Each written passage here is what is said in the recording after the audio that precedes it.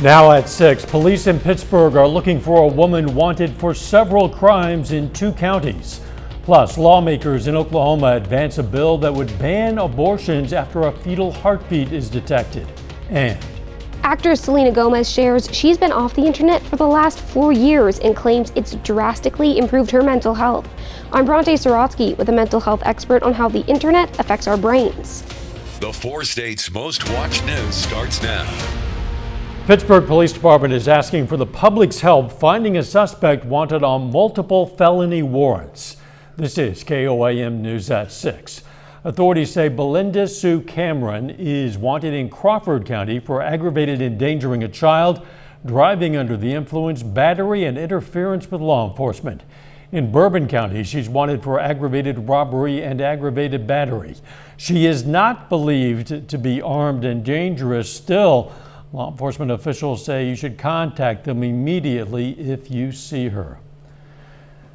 Cloudy, chilly, and kind of damp out there. Doug Heddy. Yeah, temperatures only into low to mid 50s for highs today. Kind of in and out of the clouds all day long, and then over the past several hours, we've had some light sprinkles, light little showers, which have been popping up, and we're going to continue to see this over the next few hours as this band just kind of works through. Again, it's very light, but definitely out there, kind of very dreary evening on tap for us. Temps anywhere from upper 40s northern counties to low to mid 50s in our southern counties, and it's also been windy again for us today. Northwesterly winds kicking in, sustained 20 to 30, and then at times we've been having gusts anywhere from 35, 40, upwards to about 45 miles per hour at times. We'll drop back through the 40s, eventually cold upper 30s later on tonight. We're going to look at Friday, the weekend, and severe weather chances here in just a bit. See you then. A new abortion bill called the Oklahoma Heartbeat Act now heads to the Oklahoma House for a final vote. Reporter Colby Thielen explains what this means for the Sooner State. Senate Bill 1503 prohibits abortions in Oklahoma if a heartbeat is detected. It also allows for a civil lawsuit to be brought against anyone that performs an abortion or aids in one. Now, there is an exception in this bill to save the life of a pregnant woman if there's a medical emergency that can't be remedied by delivery. The bill is nearly identical to the Heartbeat Act that passed in Texas, even down to the language used. Republican Representative Todd Russell says there's a reason for that. The thing that makes this bill unique is the fact that the Supreme Court has actually upheld this language.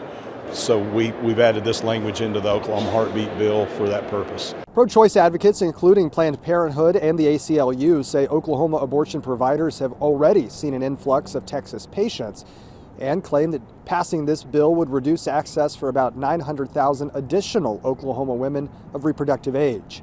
Abortion is still legal in Oklahoma, and the ACLU of Oklahoma is here to affirm any Oklahoma that needs or wants an abortion. So all of these abortion bills continues to be unconstitutional. The bill passed out of committee one day after a separate abortion bill was sent to the governor. That bill makes performing an abortion a felony, punishable by a fine of up to $100,000 or 10 years in prison. If the Oklahoma Heartbeat Act passes out of the House, it will be sent to the governor, who's already said that he plans to sign any abortion legislation on his desk. Missouri's GOP-led House is advancing a state spending plan for the upcoming budget year. House lawmakers fine-tuned the budget, which still needs several votes of approval to move to the Senate. Democrats say Republicans are being too stingy in spending billions of dollars in federal funding. But Republicans say they're trying to be cautious in deciding how to allocate a massive amount of aid. One point of debate is over teacher raises, which Governor Mike Parson and Democrats want. But so far, the House has not included money for that in the budget. Local police department will be able to buy new vehicles thanks to a big donation. The WYANDOTTE Nation today donated $40,000 to the SENECA Police Department. Officers are currently driving older cars, some of which have damage, including bullet holes. Another one of their patrol cars was recently totaled during a chase. So now the department will be able to get 2 new vehicles. It's wonderful. I mean, we work with the WYANDOTTE Nation on a daily basis as far as police activity. They follow up with stuff. We follow up with them on both sides of the fence. I mean, we work together constantly. We're right here. It's no different than any other metro area, so to speak. We touch each other's jurisdiction. The check presentation was held at the WYANDOTTE Nation Administration Building. Seneca police expect to get the new vehicles within the next 2 weeks. Social media can help us stay connected to each other, but it can also cause a strain to our mental well-being. KOAM's Bronte Sorotsky has how social media affects us emotionally and how to use it mindfully. Social media has become a staple in many people's everyday lives, but some people say they've felt some negative effects. All the time. Every single day, multiple times a day. Even if I'm not physically posting, I'm scrolling on TikTok, Instagram, Snapchat, Facebook. Lara Gross is a senior at Missouri Southern, and like many people her age, says social media is essential. But Gross also says it's hard to ignore how constant use of her phone has affected her mentally. I think it's affected my mental health both positively and negatively. I wish I was finishing college now and graduating and having a family and getting married and all those things that other people are doing. Mental health affects everyone, even celebrities. Actress Selena Gomez recently revealed she stayed off the internet the last 4 years and says it's helped her mentally. We spoke with Steve Bearden, a professional counselor at the Ozark Center, to understand how social media impacts our brains. From the internet, particularly social media, we can become quite aware of how others seem to be much more interesting, much more attractive or athletic or talented or capable than we. And so there's a feeling sometimes that we get from viewing social media where we feel a little inadequate in life. Bearden says social media can give off false impressions that can lead to mental illness such as anxiety and depression. But there are ways to take care of yourself mentally online. Research is indicating that spending approximately 30 minutes a day is probably an ideal time. And track how you feel when using social media. Some of that can be just an awareness of who you're following and what you're really prescribing when it comes to social media. In Joplin, Bronte Sorotsky, KOAM News. Bearden also recommends reestablishing face-to-face interactions as COVID-19 protocols ease for mental health. And that brings us to today's KOAM News Now Insta Poll. How do you think social media impacts your mental health? Is it helpful, harmful, or do you think it has no impact? You can participate at KOAMnewsnow.com/vote or through the KOAM News Now mobile app. Results are updated live, and we're going to have another look a little bit later in this broadcast. Coming up, how a local motorcycle shop is custom building a bike for basketball legend Shaquille O'Neal. Plus, officials with NEO College announced new campus projects to celebrate the school's annual Founders Day. A local motorcycle shop is building a custom bike for a larger-than-life celebrity. Ty's Profab in Miami, Oklahoma is building an all-electric motorcycle for NBA Hall of Famer Shaquille O'Neal. It's to celebrate his 50th birthday. The shop bought the body of the bike, but needed to customize it to fit Shaq's 7-foot 1-inch, more than 300-pound frame. That involves stretching out certain parts while still maintaining the look of a normal bike, just much bigger. And we just pretty much started with a complete frame from scratch, complete fuel tank and everything, and stretched it all apart, lowered it, bunch of aftermarket parts to handle how big he is. I actually probably couldn't even ride the bike personally. So the shop finished that bike in about 2 weeks. They say Shaq was so impressed, he's ordered 2 more. Northeastern Oklahoma A&M today celebrated the school's founding. The college's annual Founders Day is a chance for staff and students to remember the school's 103-year history.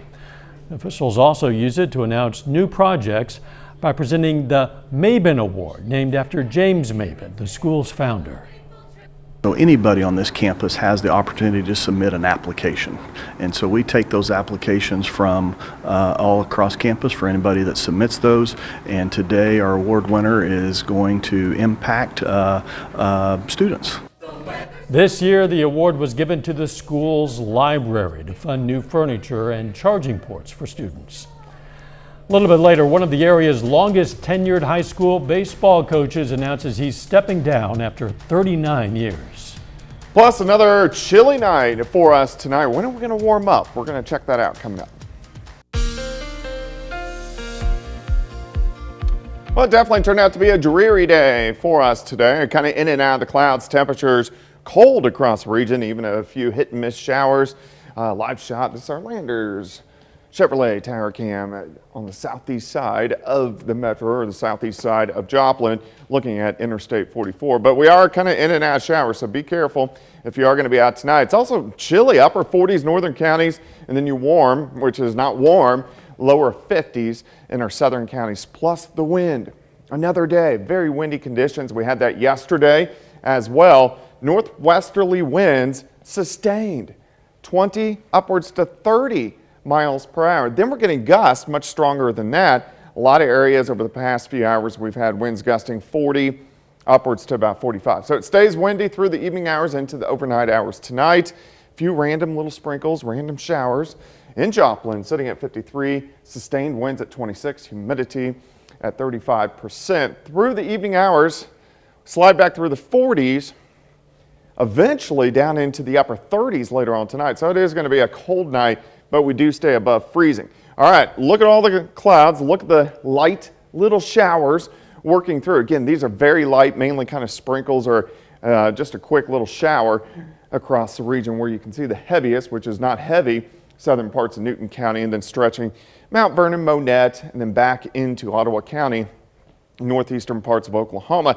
But this is the backside of the storm system that has been affecting us for several days now. You can see the southwestern extent down through central parts of Oklahoma. So eventually this thing will roll out of here. We still have to deal with it once again tomorrow. And then a nice little gap at nothing. That's mainly our weather Saturday and a good chunk of the day Sunday. And then our next storm system will start to roll in late Sunday, and then really kind of stretching into next week. All right, a lot of clouds tonight. Again, a random sprinkle, a random shower. Could even mix with a few flakes of snow by tomorrow morning as we get another little batch that rotates through, and then back to some random showers, mainly on the Missouri side, as we go through tomorrow afternoon. So another kind of cold day. I think most of us are going to hover upper 40s to near 50 for a high. Northerly winds still kind of strong at about 10 to 20. We do start to clear out by tomorrow evening. This is going to allow our temperatures to drop 29, 30 degrees to start on Saturday morning, so we get a pretty good freeze. But the afternoon looks pretty good. Plenty of sunshine. We go into the mid 60s for afternoon highs. All right, let's go down the road. Late Sunday. Sunday we're going to warm into the upper 70s, but in this yellow circle we are going to have strong to severe thunderstorms. So we do have that threat late in the day on Sunday. As we go into Monday, it kind of shifts a little bit farther south. We just get kind of rain. And then by Tuesday, it lines up out across central Kansas, central Oklahoma, and then starts to march east Tuesday night and into Wednesday. Multiple days that we could get severe weather, and then moves right back in next weekend too.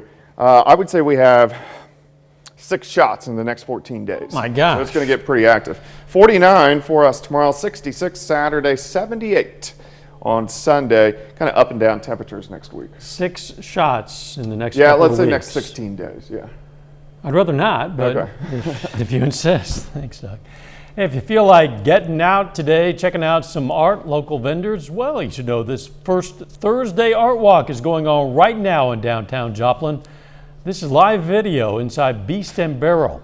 They're one of 7 local venues participating today, featuring different styles of art and artists. The first Thursday Art Walk is going to run until 8:30 tonight. Still ahead, Girard and Riverton baseball square off in a matchup of 2 undefeated teams, and one of the longest tenured basketball coaches in Southeast Kansas decides to step away from the game. Jacob Leonard has that and more up next. Well, one of the longest tenured coaches in the area has decided to call it a career. Wayne Sheehan announces today he is stepping down from his coaching positions at Colgan. Sheehan has spent the last 39 years as the Panthers boys basketball head coach. In those 39 years, his teams won more than 650 games and won 5 state championships. And this past season, the Panthers went 14-9 overall and won their 26th sub-state title under Sheehan. In addition to coaching basketball, Sheehan was an assistant coach for the football program for the last 35 years. The Girard Trojans and Riverton Rams have been two of the best baseball teams in Southeast Kansas to begin the season. Both teams are 5-0 coming into the day. Now, the Rams and Trojans square off in a doubleheader tonight in Girard. The first conference action for Riverton, while Girard is 2-0 in the CNC. Look at this, and this just went final. Trojans win on a walk-off 1-0. We're going to have highlights right here tonight at 10. Staying in Southeast Kansas, Frontenac hosts a doubleheader against Colgan in their CNC League opener. The Raiders go to work early. Alex Williams drills one over everybody out in right center. That brings Logan Myers in from second. Williams in there easily for the triple. Look at this, very next batter. It's Mario Mangini. Almost the same spot, and he gets the same result. Williams scores from third. Mangini makes it back-to-back triples. Frontenac scores the first 5 runs of the day, but in the third, Colgan starts to chip away. Cooper Simmons to the left side. RBI single for Simmons gets the Panthers on the board. Next batter, Carter Jacquino, puts one up in the air to right. That gets down and scores a run. Jacquino in there for the double. The game is a good one. It's still going right now. Raiders up 8-5 in the 5th. Now, across the parking lot from that one, Colgan and Frontenac softball meet today in their CNC conference opener. Now, the Raiders are on a roll to start the season. They're 3-0, and they've won those 3 games by a combined score of 52-3. Frontenac aims to stay perfect, keep rolling against the 4-2 Panthers. Heather Arnett on second, showing off the speed. She'll round third and score when the throw gets away. Raiders out in front early. Now, same inning, Annie Lee up to bat now. Pulls it down the third base line, fair ball. That scores Mia Brown from third. Brown also good out there in the circle for Frontenac today. Strikeout there. Raiders cruising right now. They're up 6-0 in the 6th. Finally, COC League opener tonight for the Webb City Cardinals on the road against Joplin. Both of these teams kind of on a roll right now. Joplin's won 3 in a row. Webb City enters having won 6 of 8. Right now, the Eagles in control, leading 11-5 in the top of the 4th. And that's it for sports. We're back with more news after this. Take time now to honor a local veteran. Derek Thompson joined the U.S. Army in 2008. The Pittsburgh native was stationed in Iraq. And we salute Private First Class Derek Thompson, a 4-state hero. Let's take another look at our KOAM News Now Insta poll. Again, we're asking, how do you think social media impacts your mental health? Look at this. Wow, 1%. 1% say it's helpful, 87% say it's harmful, 12% say no impact at this point. You do still have time to participate at KOAMNewsNow.com/vote or through the KOAM News Now mobile app. We're going to have the final results on the poll, KOAM News at 10. I suspect it'll be similar for other questions. The University of Kansas victory lap continues at fast food joined Raising Cane's after winning the national championship in basketball. 3 members of the team took their talents to manning a cash register. Jalen Wilson, Christian Brown, and Mitch Lightfoot surprised fans who went into the restaurant just 2 days after defeating the University of North Carolina to win the title. No, it means a lot to us just to get to talk to these people. Obviously, they come out and spend their own time to support us. So it means a lot to us, and we know the win means a lot to them. And that's what we do it for. We do it for the community and the fans. So it's cool to see all the support. That would have been a thrill for a lot of fans, I'm sure. I'll bet people were taking selfies and saying, look at this. I bet that line, was backed up and moving very slowly. Oh, yeah. I want your autograph before I go. It's getting chilly out there, Doug. It is. It's going to be a cold night tonight. We dip back into the upper 30s, and Jacob Leonard, he did tell me that the 49 tomorrow is also affecting his mental health with a few random showers. Baseball. But the weekend looks pretty good. It's baseball season, and it hasn't felt like baseball and softball season but one day. But whatever. It'll change eventually, I'm sure. Thanks for joining us. We'll see you right back here at 10. Let's make it a great evening.